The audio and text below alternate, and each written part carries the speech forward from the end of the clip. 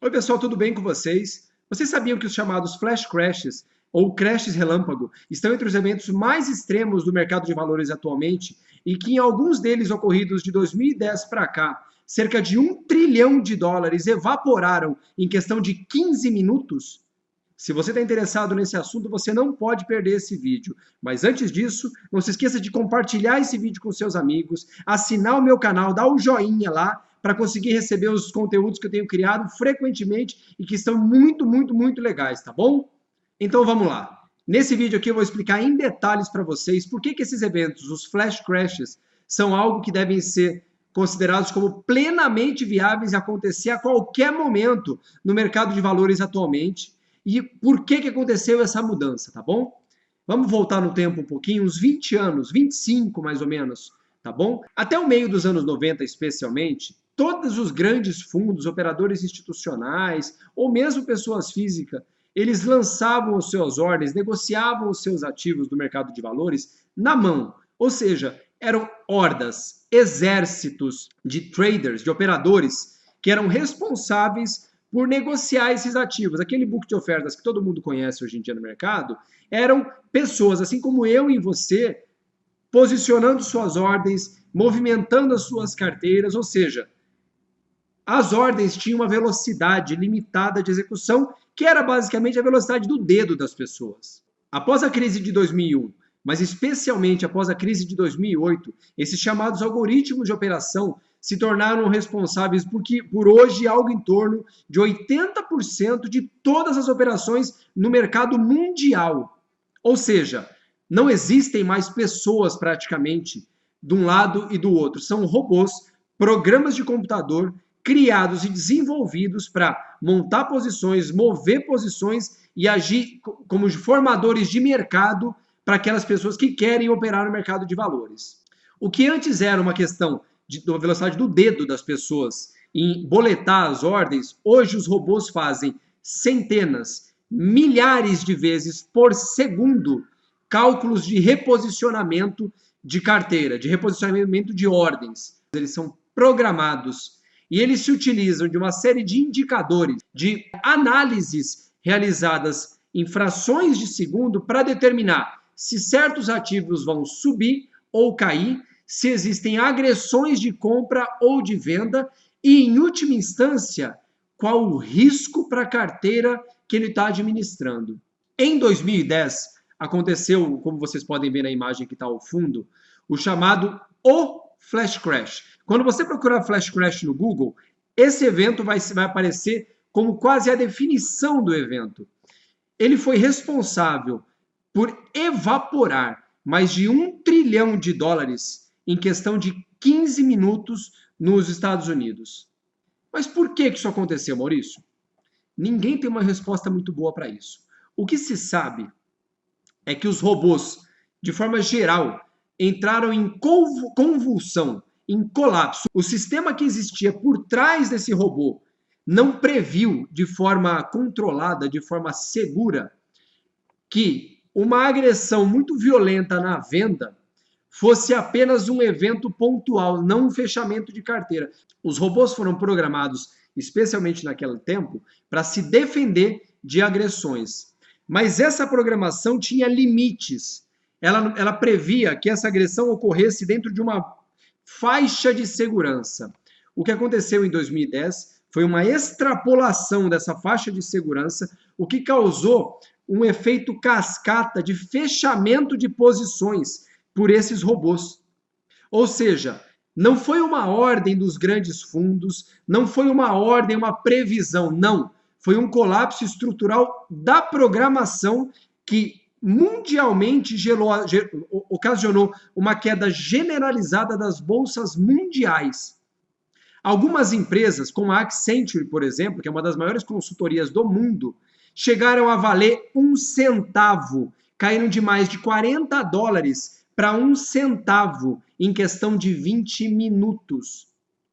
Pessoal, esse gráfico que vocês estão vendo na tela agora é na esquerda o do contrato futuro do SP500 e na direita o gráfico da empresa Accenture. Agora eu vou falar um pouquinho sobre os motivos do porquê que essa crise aconteceu, esse flash crash especificamente. Resumo, Não existe uma resposta aceita por todos. Existem duas teses que são as mais aceitas e eu vou falar sobre elas para vocês agora. Uma delas é que um grande fundo começou a vender Procter & Gamble, uma das maiores empresas do Dow Jones, de forma errática. Houve um colapso dentro da programação, que ninguém sabe o motivo do porquê disso, e esse fundo começou a vender Procter & Gamble de carriola, de pá, descarregando ações. A outra tese é que um trader de Londres, que ninguém sabe quem é, fazia uma manobra chamada spoofing. O que é spoofing?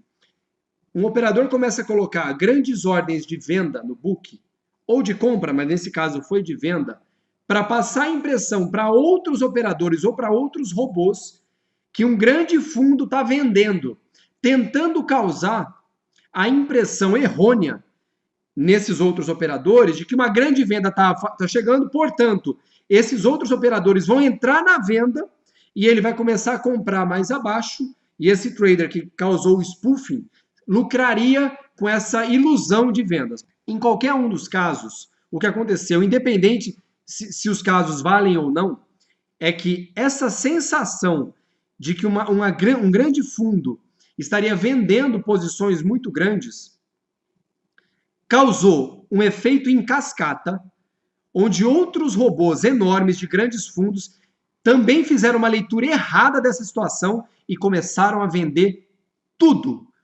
Tudo. Absolutamente tudo.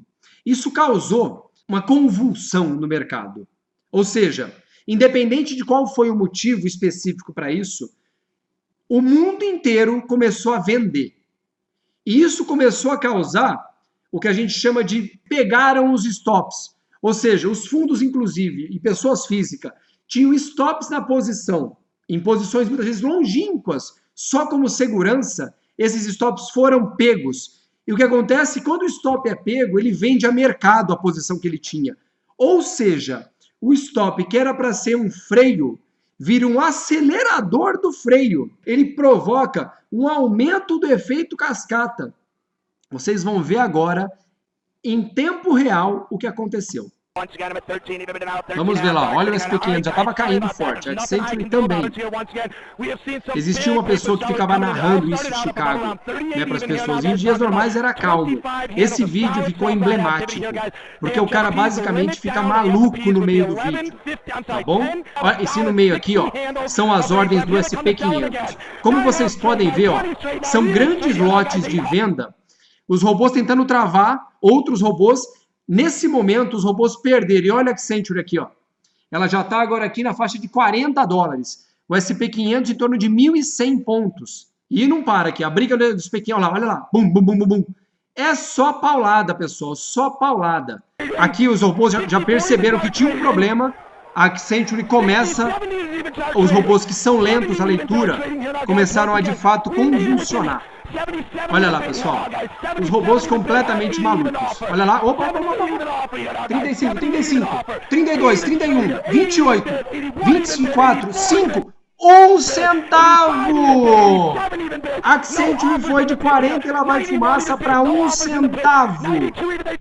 A hora que os robôs normalizaram, voltou lá para cima, pessoal. Isso é o estrago que um robô é capaz de fazer. Vocês imaginem, a sua posição de stop está lá. Os robôs entram em parafuso. Ou no mercado muito vendedor, os robôs que estavam segurando na compra simplesmente somem. O que acontece com a sua ordem? O que acontece com o seu stop? Ele é pego por falta de liquidez. Esse aqui é um exemplo real. E tem um detalhe.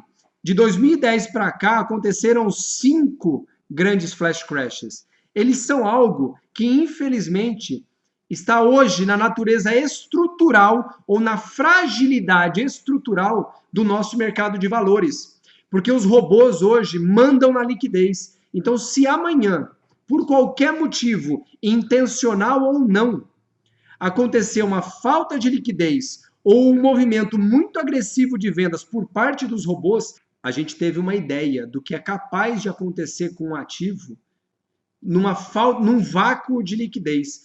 Pensa nisso.